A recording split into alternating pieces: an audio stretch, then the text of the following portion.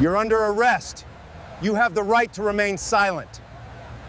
Cleveland's public square buzzed with city life vendors shouting, buses hissing. But on that warm June afternoon, Alicia Carter sat quietly, pen in hand. A black journalist poised yet weary sketching notes for a story meant to expose corruption. But before she could finish her sentence, ICE agents closed in. Papers now barked Agent Dunn, mistaking dignity for danger. Cuffs bit her wrists. Blood pooled, but her spirit didn't flinch. They didn't know who she was. Not yet. What happens when truth is treated like a threat? If this breaks your heart, share it. Where are you watching from? Comment. The hum of Cleveland's public square echoed off glass and concrete as midday traffic passed by. Horns blaring, buses hissing to a stop. Alicia Carter sat on a rust-stained bench, her worn leather notebook resting on her knee. Her fingers moved slowly, sketching lines of thought into ink, names, connections, dates. The air was thick with heat, but her mind was sharper than ever. At 42, Alicia was a woman forged by deadlines and buried truths. Her braids were pulled into a tight bun, her blazer loose over a faded blouse camera bag slung by her side. She didn't look like a threat until you read what she wrote. Alicia had made enemies in City Hall and friends in corners of Cleveland most reporters avoided. Her exposé in progress had no title yet, but it traced corruption from a zoning committee to private prison contracts, and it made some people very uncomfortable. A busker strummed a worn guitar across the plaza. Kids laughed by the fountain. A vendor argued over hot dogs. And, just a few feet from her, a nervous security guard mumbled into a walkie. Alicia barely noticed. She was listening for the rhythm behind the noise, public stories hiding private sins. Then came the voice. "Ma'am, stand up, now." A shadow fell across her notebook. Alicia looked up, squinting into the sun. 3 agents, black vests. Ice patches sharp against blue uniforms had surrounded her like she was radioactive. She blinked. "Excuse me, we got a report. Suspicious individual loitering. Need to see your documentation." She stood slowly. "Documentation? You mean ID. I'm a citizen. I'm a journalist. I'm working." Agent Robert Dunn stepped forward. Late 40s crew cut, square jaw, the kind of man who saw authority as entitlement. He looked her up and down like scanning a barcode. "I don't care who you say you are. I need proof." Alicia reached for her press badge, but his hand twitched near his holster. "Easy," she said quietly, her hands moving slow. "I don't carry threats, just pens. I said ID, not commentary." She held up her badge. Alicia Carter, the plain dealer. "I've been covering stories here for 20 years. He didn't look at the badge. "You got a passport on you?" "What?" Her voice sharpened. "I'm from East Cleveland, born and raised. What's this really about?" Dunn didn't flinch. "We had a call about a woman matching your description. Loitering, possibly undocumented. You fit the profile." "Profile?" Her voice cut the air like glass. "You mean black sitting breathing onlookers began to slow their steps. One woman whispered to her child and pulled her away. A man on a lunch break stopped mid-bite. Alicia's notebook hit the ground. "You don't have the right," she began, but she didn't get to finish. Dunn grabbed her arm. Cuffs clinked open. Alicia's spine went straight, shoulders square, voice steady. "You're making a mistake." "No," Dunn said, locking one cuff tight around her wrist. "I'm doing my job." Blood began to pool where the metal dug into her skin. Her notebook pages scattered on the concrete like leaves in a storm, notes, quotes, sources, truth. Someone pulled out a phone. "She's a reporter," a voice cried. "I've seen her on the news." Dunn ignored it. "Turn around." Alicia didn't scream. She didn't cry. But as the other cuff clicked shut, her eyes locked on his with a calm so cold it burned. "You have no idea who I am," she said. Voice low. "No," he muttered, "but I don't care." The crowd grew thicker. More phones appeared. Agent Laura Tate, standing nearby, looked unsure now, her hands trembling just slightly. But the damage had begun. Public Square wasn't quiet anymore, and Alicia Carter, handcuffed, bleeding and calm, had just become the headline. The ride to the detention center was silent except for the steady clink of the cuffs as Alicia shifted her arms already raw from the metal. Agent Dunn didn't look at her. He sat stiff in the passenger seat, jaw clenched, fingers drumming the doorframe like a man daring anyone to question him. Agent Tate drove her eyes flicking to the rearview mirror more often than the road demanded. Alicia's breath came slow, controlled. She was watching, always watching. The van pulled into a squat brick building with tinted windows and a fence topped with razor wire. No signs, no markings. Just a door that buzzed open with a loud click when they approached. The intake officer didn't even lift his head. Another one. Suspicious individual, Dunn replied, tossing her ID onto the counter like trash. No passport, no visa. Claimed she's a journalist. The officer looked up, frowned. This says she's a U.S. citizen. Dunn's voice stayed flat. We'll verify. Alicia didn't speak. She knew the game. Any protest would be filed under non-compliance. Any plea would become uncooperative. Instead, she watched Agent Tate's eyes as she hesitated beside the desk, lips parted like she wanted to say something, but couldn't. The door buzzed again. Alicia was led down a narrow hall, then shoved into a holding room the size of a storage closet. Dim lights flickered overhead. 2 plastic chairs, a sink, a cot bolted to the floor. No clock, no window, no sense of time. The cuffs were finally removed, but not before one last jerk that made her wince. You'll get a hearing, Dunn said. Eventually. Then he left. She sat down, slowly, rubbing the bruises rising on her wrists. Her bag was gone. Her phone, her notes, her camera, all gone. But her mind was intact, and it was racing. Somewhere out there, her notepad lay on the concrete. Somewhere someone had seen what happened. Hopefully, someone had filmed it. A few hours passed, or maybe just minutes. Alicia had no way to tell. The silence pressed in like a weighted blanket, and even her practiced calm began to fray. Then the door cracked open. A young woman, maybe in her early 20s, peeked in. Her uniform looked too big, sleeves swallowing her hands. "Ms. Carter," she whispered. Alicia stood. "Yes, I know who you are. My dad reads your column. He showed me your story on the housing vouchers. You helped my aunt get justice." Alicia stared at her. "Do you know why I'm here?" The woman nodded. "They said it was about your ID, but it doesn't feel right." "No," Alicia said. "It's not." The woman hesitated again, then stepped inside, quickly shutting the door. "I don't know what I can do, but people are talking. Someone uploaded a video. Twitter's on fire. Reporters are calling already." Alicia's eyes burned. She blinked hard, holding it in. "What kind of video?" "Someone filmed the arrest. It shows him grabbing you. The cuffs, the blood." Alicia exhaled slowly. "Good." The young woman looked over her shoulder, then back. "I have to go, but hang in there. You're not alone." And then she was gone.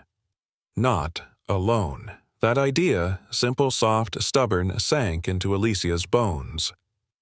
She sat again back straight. Injustice didn't just need facts, it needed witnesses. And someone had seen. Someone had filmed. She whispered to herself, voice low even. Truth is our shield. And somewhere outside these walls, the truth had just started to speak. Inside the holding cell, the air turned stale. The lights buzzed faintly overhead, casting a yellowish hue across the bare concrete floor. Alicia leaned back against the cold wall, her shoulders stiff, her mind sharper than ever. Her body ached, but it wasn't the bruises that stung, it was the insult, the theft of dignity wrapped in government procedure. She closed her eyes and recalled her editor's voice just days ago. "Take care, Alicia. This one's dangerous." The exposé she'd been writing wasn't about a slumlord or a crooked city council. It was deeper. IC contracts feeding private detention centers backroom deals with federal money. She hadn't planned to become the story, but now she was. Outside, Cleveland's skyline stood like a concrete fist against the horizon. On the 15th floor of the plain dealer's newsroom, her colleagues were watching the video. All of it, Alicia's arrest, the cuffs, the blood on her wrist, the moment her voice rose with calm fury. "She's one of ours," snapped Evelyn Morales, Alicia's closest colleague. Her fingers flew across the keyboard, typing a headline she never thought she'd have to write. Black journalist cuffed by ICE on public square. Beside her, an intern named Jordan scrolled through the comments section of the now viral video. "Thousands of shares already," he murmured. "People are pissed." Evelyn's jaw tightened. "Call every outlet. AP, NPR, MSNBC. Tell them what happened." Meanwhile, back at the detention center, Alicia stood slowly as the door creaked open again. This time, it was Agent Dunn. He carried none of the earlier swagger. His face was flushed eyes twitching at the corners. "You're being transferred," he said curtly. "To where? Doesn't matter. You'll be processed downtown." His tone was different now. Shaken, defensive. Alicia noticed it right away. "Something wrong, Agent Dunn?" He didn't answer, just gestured toward the hallway. The same young woman who'd slipped in earlier stood quietly by the desk outside. She didn't speak, but her eyes met Alicia's for a fraction of a second, and in that look was everything. Fear, anger, loyalty, resistance. Alicia was led through a different hallway this time. Past a security office, the sound of television echoed faintly. A news anchor's voice delivering the video headline. Alicia Carter. Reporter, The Plane. Dealer, cuffed on camera. Dunn slammed the door behind her as she entered the transport van, but Alicia caught the tremble in his hand. From inside the van, Alicia saw flashing lights outside the gate. Reporters, microphones, a crowd gathering like a storm. As they pulled onto the main road, her eyes swept over a handmade sign held high. Justice for Alicia. Journalism is not a crime. The sight cracked something open inside her. Not pain, not fear, but purpose. Strong, steady purpose. At City Hall, Evelyn stood at the front of the press line. She held Alicia's last submitted draft, unfinished but powerful. She raised her voice to the cameras. Alicia Carter was investigating corruption in federal detention contracts. She's been targeted, detained without cause, and silenced. But we won't be quiet. Journalism groups across the country began to mobilize. Emails flew. Petitions circulated. Newsrooms in D.C., Atlanta, and Oakland posted solidarity statements. College newspapers called her a hero. Inside the van, Alicia pressed her head against the metal wall, closing her eyes. The weight of the cell still lingered in her bones, but something had shifted. She whispered again, almost to herself. Truth is our power, and somewhere down the line she knew the system that tried to break her was beginning to crack. The transport van rolled down Superior Avenue, cutting through downtown traffic like a ghost with no destination. Alicia sat chained to the bench, her wrists still sore beneath the fresh gauze an officer had finally applied. The ride was smoother than the last, but her stomach churned with each turn. She knew the system too well, knew how silence could stretch for days while paperwork processed, how women got forgotten in back rooms and denied phone calls under the excuse of technical errors. She'd written about it, and now she was living it. She glanced up at the two agents in the front. Tate was driving again. Dunn was silent, staring out the window as if the city itself now accused him. He hadn't said a word since that reporter's voice crackled over the security office's TV. Alicia leaned forward slightly, her voice calm. Your hands were shaking. Dunn's head snapped around. "When you cuffed me," she said. "You were shaking."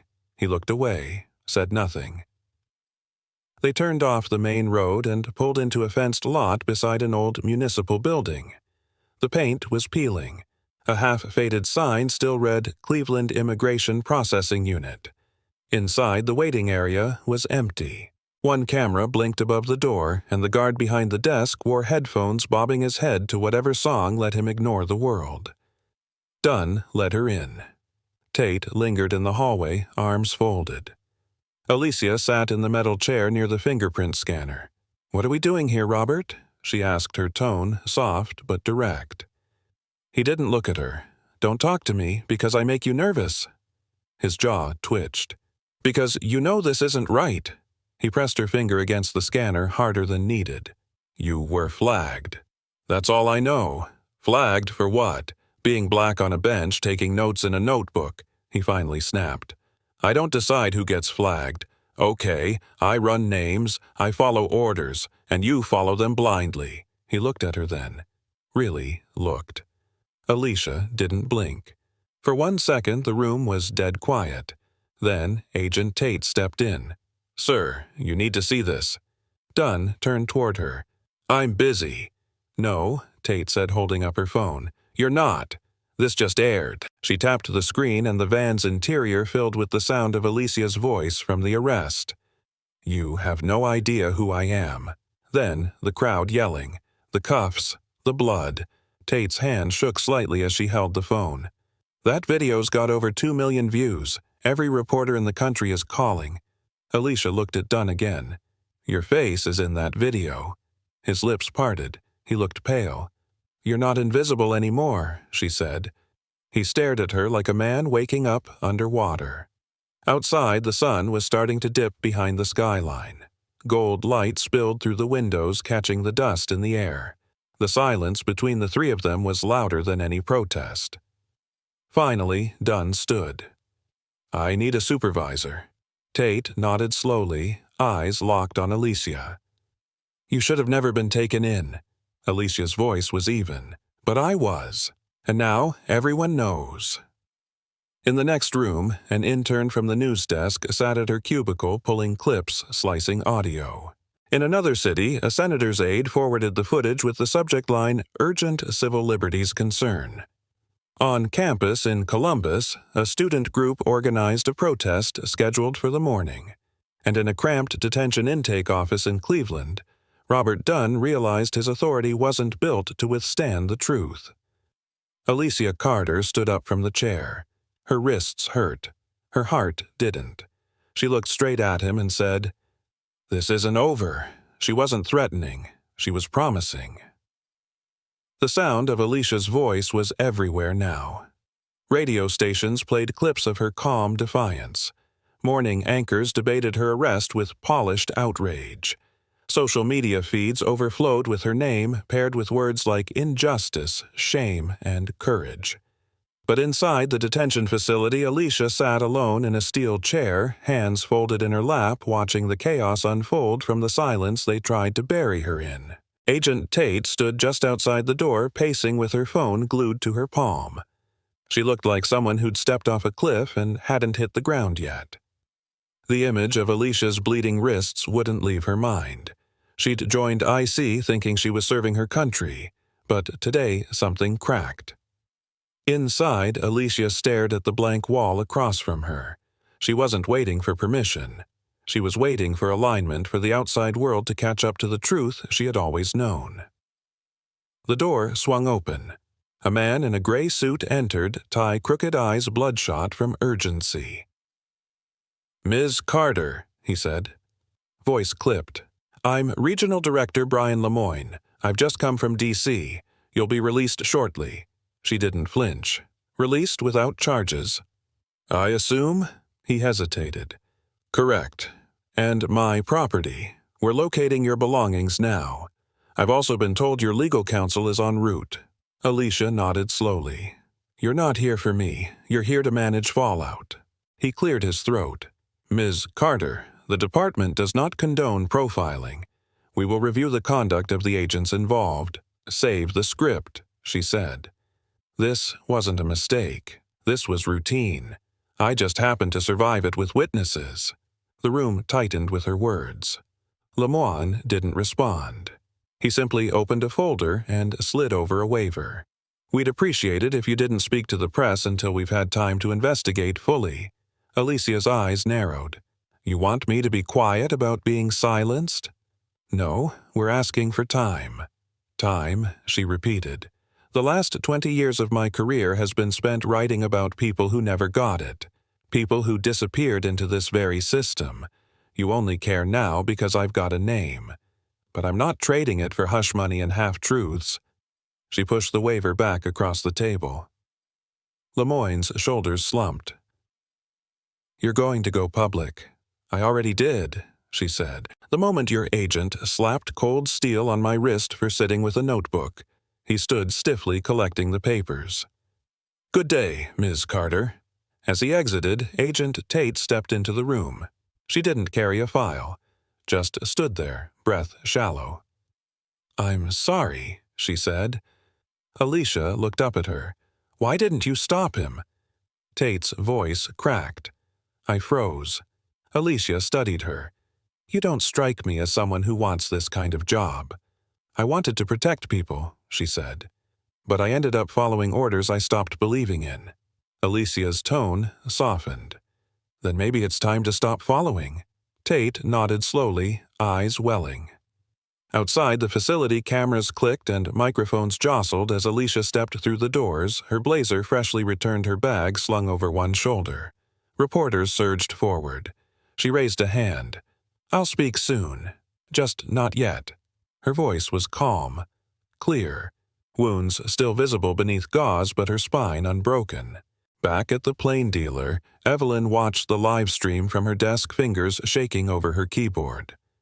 She's out, Jordan whispered. Evelyn smiled. She's more than that. She's ready. And Alicia Carter, wrongly detained, freshly free, wasn't looking back. She was already writing again, this time with the whole world watching. The press conference was scheduled for noon. By 10:00 a.m., a sea of reporters, students, and community leaders filled the steps of Cleveland City Hall. Camera crews positioned themselves like soldiers, lenses aimed. Some held homemade signs. Press is not the enemy. Cuff truth, it still speaks justice for Alicia. Inside the building, Alicia sat in a quiet room flanked by her editor Evelyn and her attorney Jamal Evans.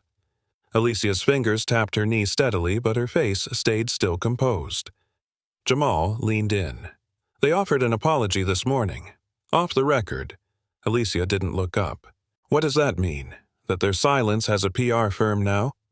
Evelyn chuckled softly. You sure you want to speak today? We could let the story ride a bit longer. No, Alicia said. I need to say it while it still stings. At 11:55, she stepped outside. The crowd fell silent. She walked to the podium, flanked by people who had stood with her before and people who had just met her through a screen. Jamal stood beside her, but not too close. She didn't need anyone holding her up. Alicia adjusted the mic. The wind tugged gently at her blazer. Her eyes scanned the crowd, students in hoodies, women in hijabs, old men in fishing hats. A little girl on her father's shoulders holding a notebook in the air like it was sacred. My name is Alicia Carter, she began, and I am not undocumented. I am not illegal. I am not a threat. Her voice cut through the air like glass through quiet. I am a journalist. I was sitting on a bench writing. And for that, I was cuffed, bruised, and thrown into a cage by people meant to protect our borders, but who couldn't recognize the borders of dignity. A wave of murmurs rippled through the crowd. Some nodded. Others cried. They didn't ask about my story. They didn't ask about my name. They saw skin and assumed guilt. They saw silence and assumed compliance. But what they forgot is truth doesn't wear a uniform. It doesn't carry a badge. And it doesn't stop when you try to bury it. Behind her, Evelyn wiped her eyes with a tissue. Jamal stood frozen, watching Alicia turn pain into power. I'm speaking out today not because I'm special, but because I'm visible. Because I had people recording. Because I had colleagues with loud voices and connections. But most people don't. She paused, letting the silence land. There are mothers in ICE facilities who didn't get a press release. There are elders deported after decades of paying taxes. There are children ripped from their parents by men who claim it's policy. The crowd leaned forward as one. I was lucky. I got out. But I'm not finished. This isn't just about me. This is about all of us. It's about a system that sees brown and black bodies as suspect first human later. A cheer broke out, rising from the crowd like thunder rumbling. Alicia gripped the podium. I'm launching an investigative series starting today. It's called The Detained. And we're going to tell the stories of the forgotten, one by one. Every name, every face, every lie uncovered. The cheer exploded this time. Reporters clapped. Students yelled. A man in the back shouted, "We got your back, Alicia." She smiled, then, finally, and it wasn't forced. And to the agents who said, "I didn't look like I belonged here, take a good look now." She stepped down from the podium to a roar that spilled down the street. And as she walked into the crowd, someone handed her a fresh notebook. On the cover they had written in sharp black ink, "Still writing." Alicia nodded, tucked it under her arm, and kept walking. The backlash hit like lightning. By midnight, the video of Alicia's speech had been watched 5 million times. By morning, it was 10. Every major news outlet played the moment she said, "Truth doesn't stop when you try to bury it." It was clipped, shared, looped on phones and TVs. But something deeper was happening now. Alicia had turned a moment of pain into a movement of exposure. At the plane dealer, the newsroom buzzed like a hive. Evelyn coordinated a new team of writers and interns devoted solely to the detained. They built a database of ICE encounters gone wrong, unlawful arrests, lost paperwork, missed hearings, real names, real families. But Alicia wasn't just typing anymore, she was strategizing. "We need someone from inside," she told Jamal one evening, seated in the newsroom conference room. "Someone who can confirm what we already know, but can't yet prove." Jamal hesitated. "You think someone would risk their job for this?" "They already are," she said. "They just don't know it yet." As if summoned, Agent Laura Tate called that very night. "I'm ready," she said quietly. "I want to meet, but not on record. Not yet." Alicia met her at a quiet coffee shop on West 25th near the old market where the city hummed low and constant. Tate sat at the back table, hood up, face pale. "I was silent when it mattered," she said, not looking up. "I can't be anymore." Alicia leaned forward, voice steady. "What do you have?" "A pattern," Tate whispered. "A directive.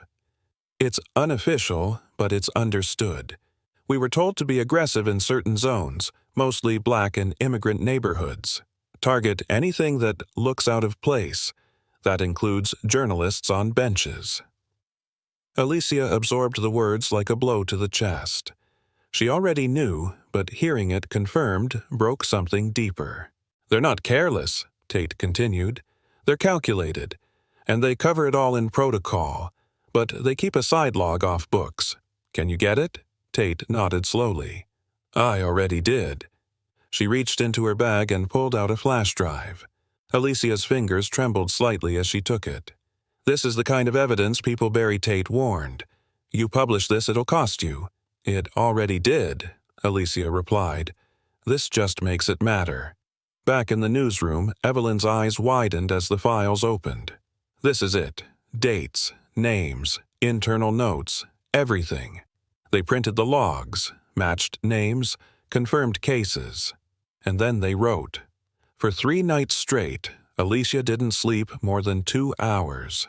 She edited until her vision blurred, rewrote every lead, cross-checked every name.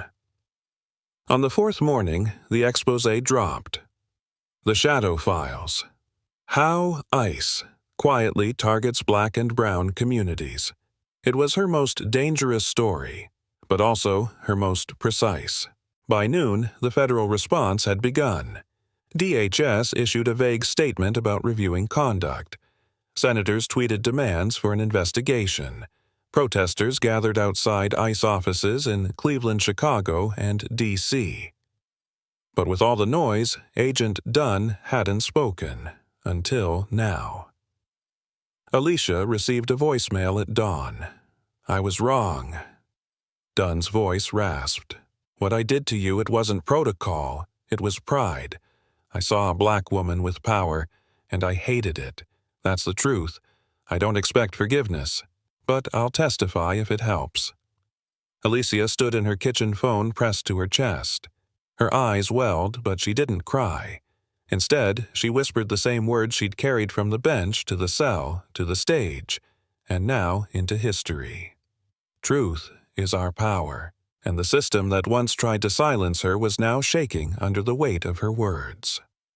Alicia stood in the hallway of the Channel 5 newsroom holding her breath as the control room counted down. 5, 4, 3. The anchor's voice filled the studio smooth and urgent. Tonight, an exclusive interview with Alicia Carter, the journalist whose wrongful arrest by ICE has sparked a national outcry and led to a federal probe. The cameras rolled. The lights hit Alicia's skin like heat from a memory. She sat upright, hands clasped gently in her lap. The anchor smiled too tightly. "Ms. Carter, thank you for being here." Alicia nodded. "Thank you for having me. Your story. It's everywhere. Your exposé on the shadow files shook the system. But I have to ask what gave you the strength to keep going." She paused, voice low but firm. "I never stopped seeing the people they forgot. That's what gave me strength. That. And knowing silence protects the oppressor." The screen behind her changed to show images from her series Old Men and Detention Children in aluminum blankets, brown faces blurred by glass. The interview aired live in Cleveland, but was quickly picked up in New York, LA, and Atlanta. On Twitter, the hashtag #TheDetained trended for days. Celebrities reposted. Journalists donated to legal aid groups in her name. University journalism departments added her story to their curriculums. But it wasn't just noise anymore. It was movement. 2 days after the interview, Alicia returned to Public Square. She didn't announce it. She just walked. Same bench, same spot. This time, people noticed. An elderly black woman with a walker stopped. "You're her," she said softly, "the one they tried to make disappear." Alicia nodded. "You made us," the woman whispered, touching her shoulder before walking on. Then, a teenage girl with tight braids and a camera slung over her shoulder jogged up. "Carter. I want to be a journalist. Because of you." Alicia smiled. "Then do it. And never flinch." Across the street inside the ICE regional office, Agent Robert Dunn sat alone at a long table. A federal investigator slid a form across to him. His hands trembled. "You're aware this is a sworn affidavit?" Dunn nodded.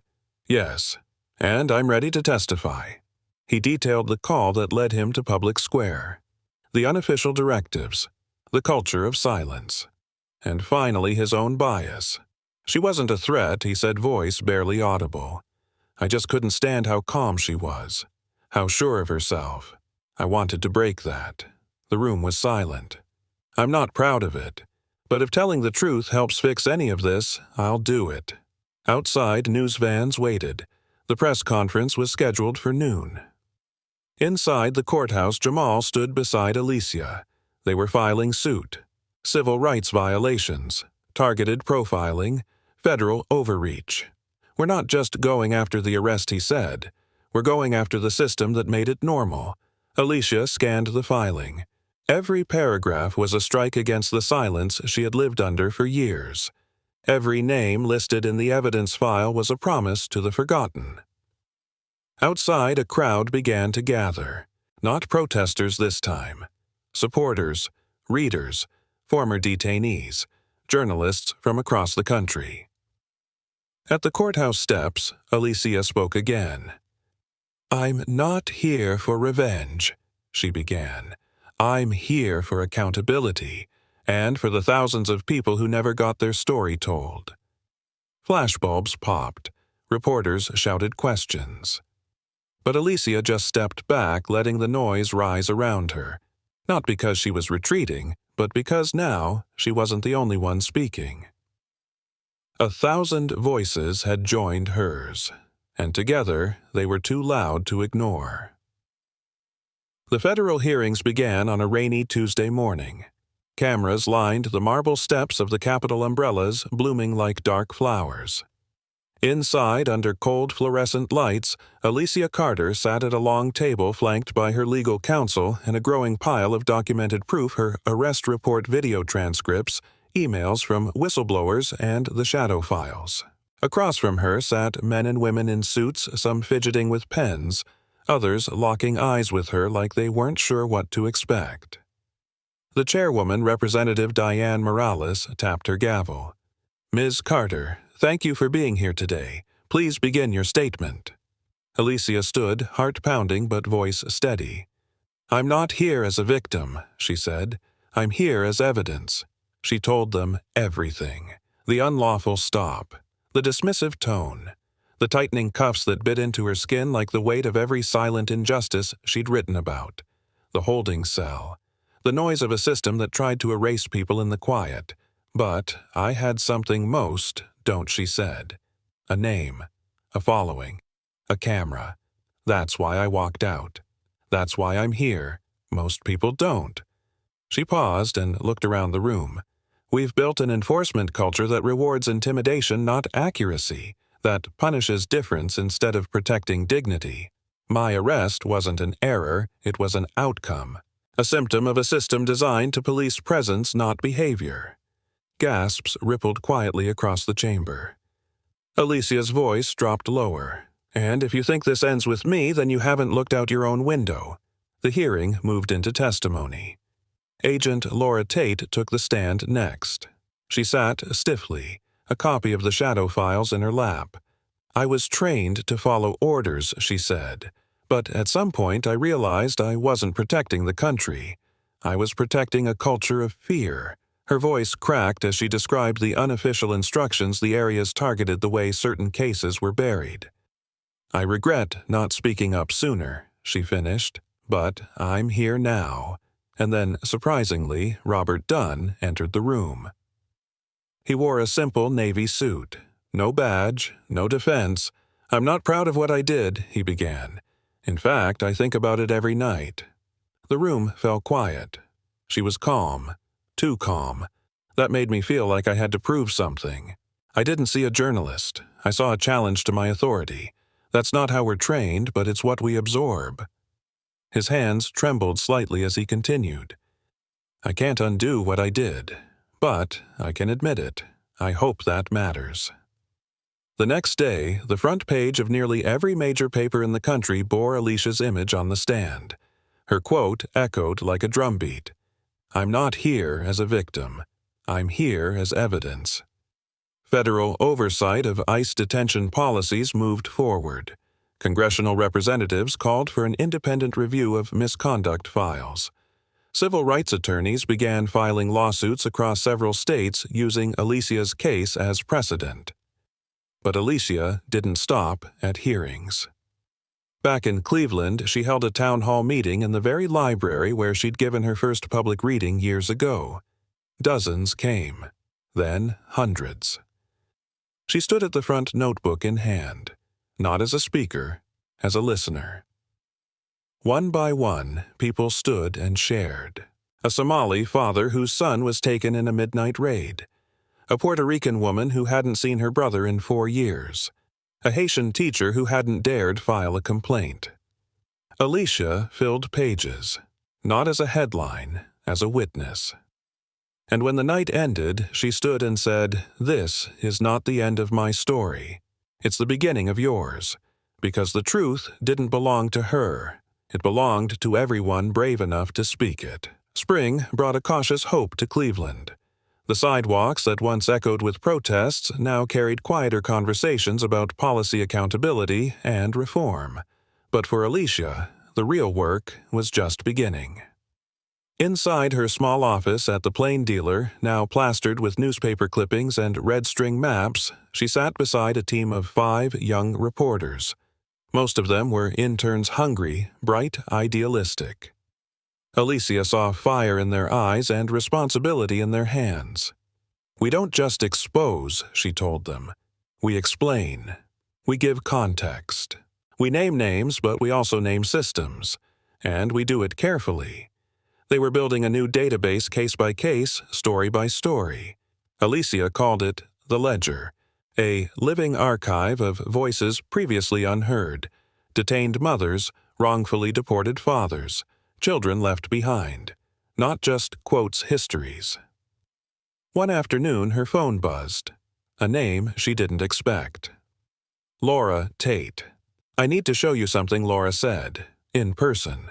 They met at a quiet diner in Euclid, far from cameras. Laura slid a folder across the table. Inside were documents from her old precinct field notes email chain's internal training slides labeled de-escalation protocols. Except they weren't de-escalating. "They trained us to use fear," Laura said. "They just didn't write it down that way, but it was in every tactic. The language, the posture, the silence." Alicia flipped through the files, her pulse steady but rising. "You're willing to go public with this?" "Yes," Laura said. "But I won't survive it alone. You won't be alone." The next story hit harder than any before. Alicia's byline blazed across screens once again. Whistleblower reveals ICE intimidation tactics used nationwide. Public response was immediate. Congressional members called for new legislation. DHS released a statement promising internal review again, but this time the public wasn't buying silence.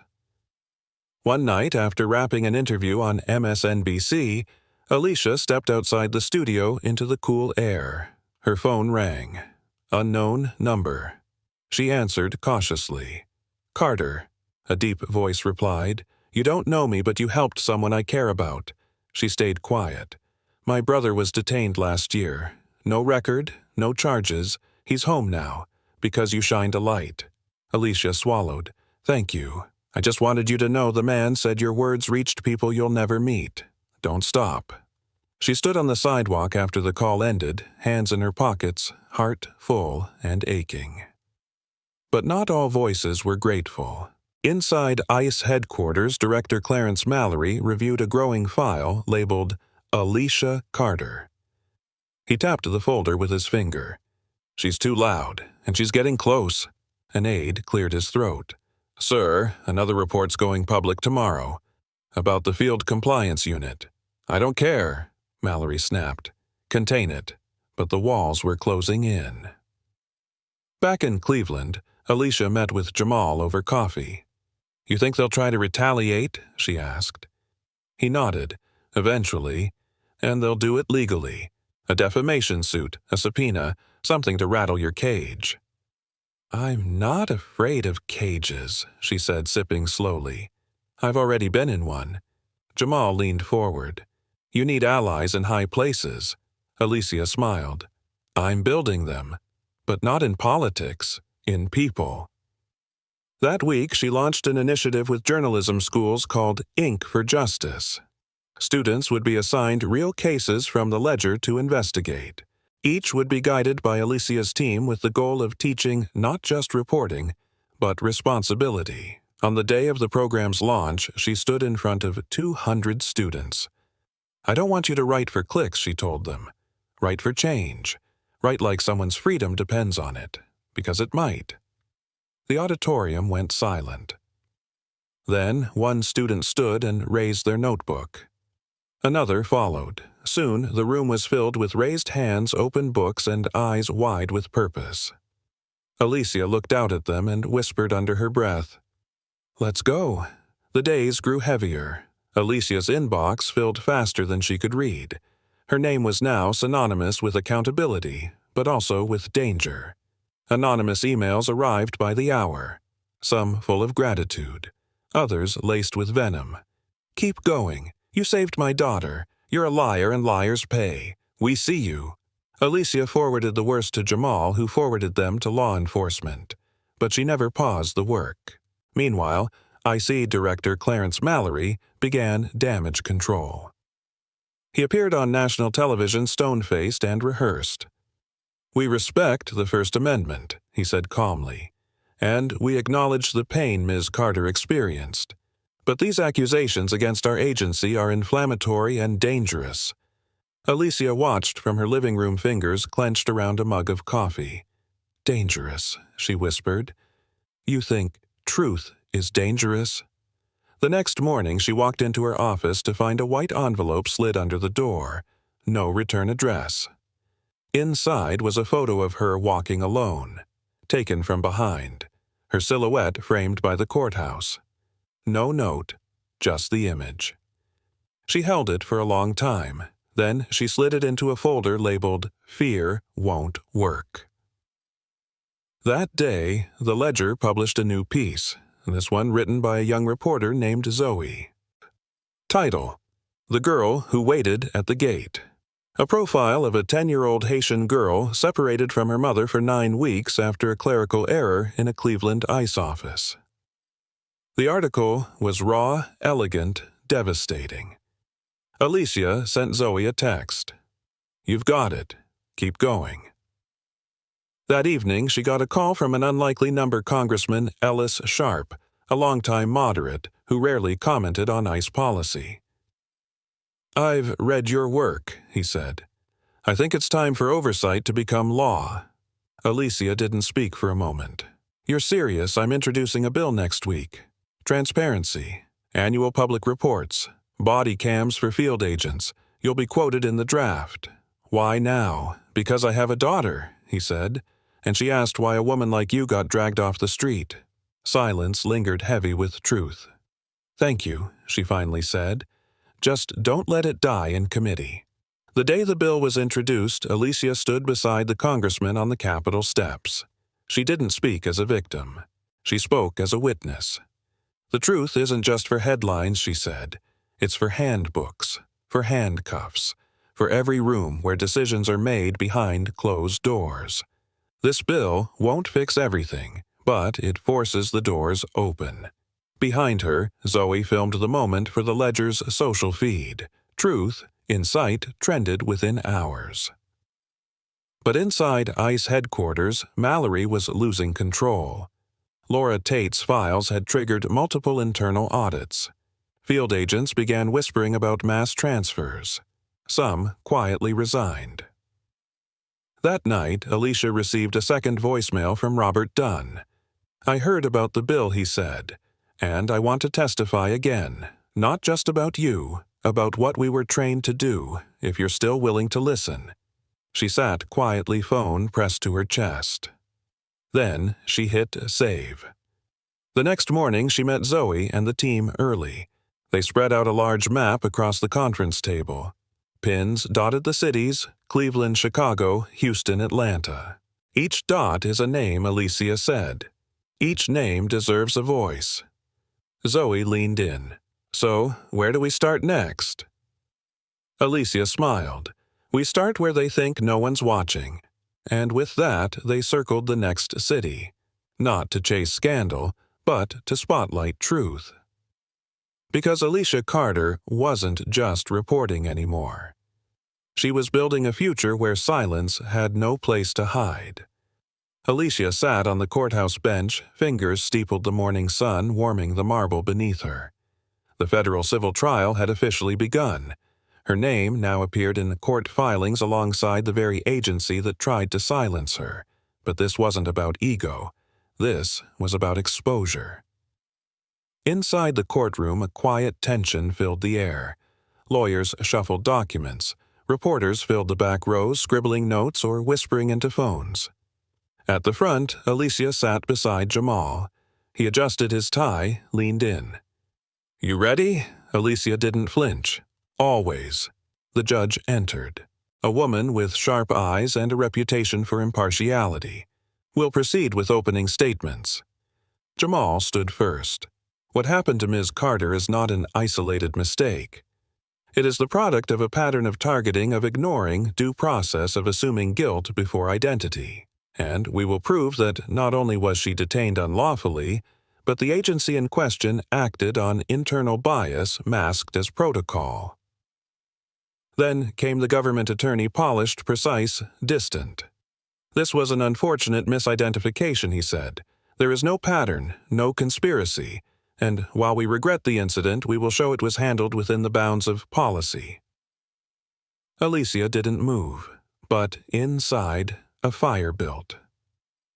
Day 2 brought the documents, emails, memos, redacted reports, and then Exhibit 12, the video. It played on a screen at the front of the courtroom. Alicia on the bench, Dunn approaching, the cuffs, the bleeding wrists, the silence from bystanders until one voice yelled, "She's a journalist!" The room held its breath as the video ended. On Day 3, Laura Tate testified. "I was trained to look for behavior," she said, "but we were told where to look and who to look at." She paused, voice trembling. Ms. Carter was targeted because she was sitting in the wrong place with the wrong skin doing the right thing. On Day 4, Dunn took the stand. He didn't look at Alicia. Not at first. I profiled her, he admitted.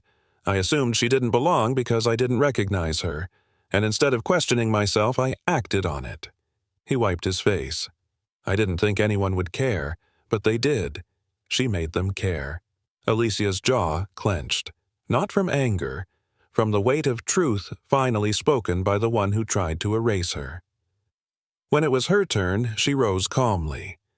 "I didn't sue for revenge," she said. "I sued because without accountability these systems will not change." She paused. "I have written about injustice for 20 years.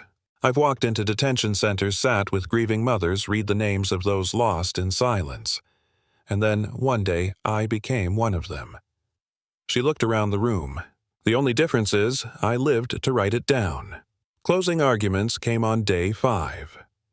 The jury deliberated for 2 days, and then a verdict. Liability found the judge read. In violation of civil rights, unlawful detention, and willful negligence. A wave of quiet rippled through the courtroom. Alicia exhaled. Long, measured, full. Outside, a crowd had gathered. Journalists, supporters, activists, college students, retired teachers, daughters, sons. When she stepped outside, the cheer rose. Someone handed her a microphone. She took it. "This is not the end," she said. "This is accountability. But real justice is prevention. Real justice is policy that protects instead of punishes. Real justice is when we don't need cameras to be believed." She looked out into the crowd. "And real justice is when the next black woman sitting on a bench with a notebook is seen for who she is, not feared, not silenced, but respected." The wind picked up. The sky was wide and blue. And Alicia Carter, once handcuffed in silence, now stood in the full glare of justice, unshaken and unafraid. The verdict sent shockwaves across the nation. For the first time in years, ICE found itself under real scrutiny, internal and external. New policies were drafted. Congressional leaders pushed for civilian review boards. But Alicia Carter didn't pause to celebrate. She got back to work. 3 days after the verdict, she stood on stage at the National Journalism Integrity Conference in D.C. The room was packed with reporters, editors, podcasters, students, and educators. Everyone wanted to hear from the woman who turned her own detention into a national reckoning. She took the mic, calm and grounded. "People often ask me how I stayed composed with blood on my wrists," she said. "The truth is, I didn't have a choice. If I broke the system, would pretend it never happened. So I stayed whole for everyone who couldn't." The room was silent, not out of awe, but reverence. "Journalism isn't just reporting," she continued. "It's remembering, and I remember every name from the ledger, every child who waited, every mother who never got her phone call. That's why we keep going." After the speech, she was approached by a young man with trembling hands. "My mom was deported 5 years ago," he said. "Your story gave me hope. It reminded me I wasn't invisible." Alicia placed a hand on his shoulder. "You were never invisible. They just refused to see." Later that week, Evelyn called from the newsroom. "You sitting down?" she asked. "Probably not," Alicia replied. "You just won a Pulitzer." Alicia blinked. "For what?" "For truth," Evelyn said, "and for not letting go of it." Alicia didn't cry. She didn't scream. She closed her eyes, then whispered, "Good. Let's make it count." She used the platform to expand the Ledger into a nonprofit investigative foundation, hired more young reporters, funded legal interns to assist with Freedom of Information Act requests, opened satellite offices in Houston and Minneapolis. She called it the Carter Initiative. But she didn't stop writing.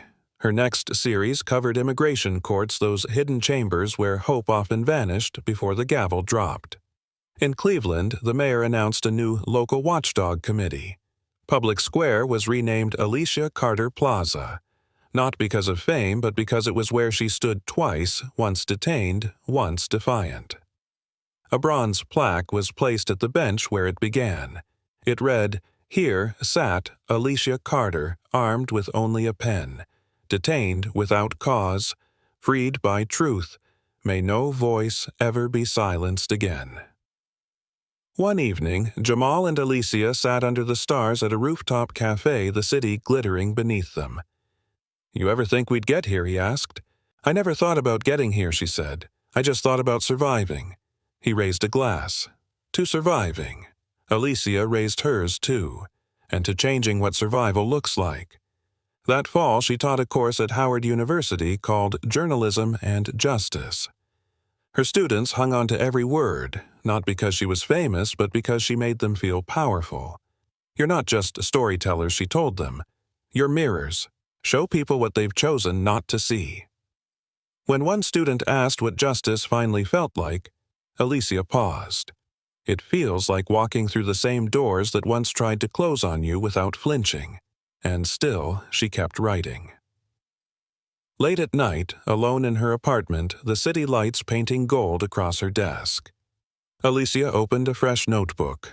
No headlines, no camera crews, just ink and silence. And somewhere between the lines, a new truth waiting to be told. The morning light rolled over Cleveland like a blessing. The air was crisp, the sky an uninterrupted stretch of blue. On the steps of City Hall, a crowd gathered. Not for protest this time, but for remembrance. Alicia stood near the center, wearing a slate gray blazer and a quiet smile. Her hand rested lightly on the arm of Evelyn, who looked more proud than anyone had seen her in years. The mayor stepped up to the podium. His voice, steady and clear, reached through the crowd. "Today, we recognize not just an individual, but a movement. A moment that became a mirror, a reckoning. Alicia Carter reminded us what journalism is meant to do. Uncover uplift and refuse to bend." He gestured toward the bronze sculpture behind him, an open notebook, life-sized, etched with the words, "Truth is our power, and we will not be silenced." The crowd clapped, then roared. Alicia stepped forward, facing rows of students, journalists, elders, families once separated by the system she helped expose. Her voice didn't shake. "You don't stand on this stage without standing through fire," she said. "You don't win justice by being polite. You win it by being persistent, by being principled when it costs something." She paused. "I never set out to be a symbol. I just refused to disappear." The crowd hushed. "If you remember anything about me, let it be this: no matter how invisible they make you feel, your story still matters, even if you're the only one who knows it's true."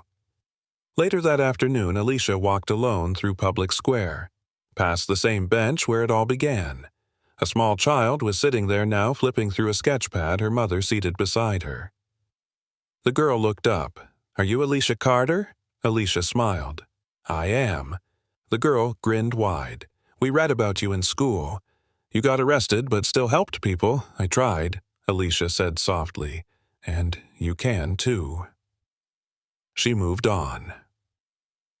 That evening at the Ledger's Cleveland office, Zoe and the new recruits prepared their latest series. Alicia entered quietly, watching them scroll timelines, check facts, argue over headlines. "This next one's big," Zoe said, glancing up. "Private detention contracts in the South. We've got documents." Alicia nodded. "Run it tight. Make it matter." They got back to work, and Alicia stepped into her small corner office. A single frame hung on the wall, her Pulitzer slightly crooked. Below it, another plaque, "The Carter Initiative, founded 2025. Truth lives here." She sat down, opened her notebook, and began outlining her next piece, not about herself, but about a Honduran father's reunited with his daughter after 4 years. Downstairs, the building buzzed. Phones rang, fingers tapped keyboards. The future was being written by voices that once believed they had no place. And Alicia, Carter-scarred, dignified, relentless, smiled faintly. Not because it was over, but because it was just beginning.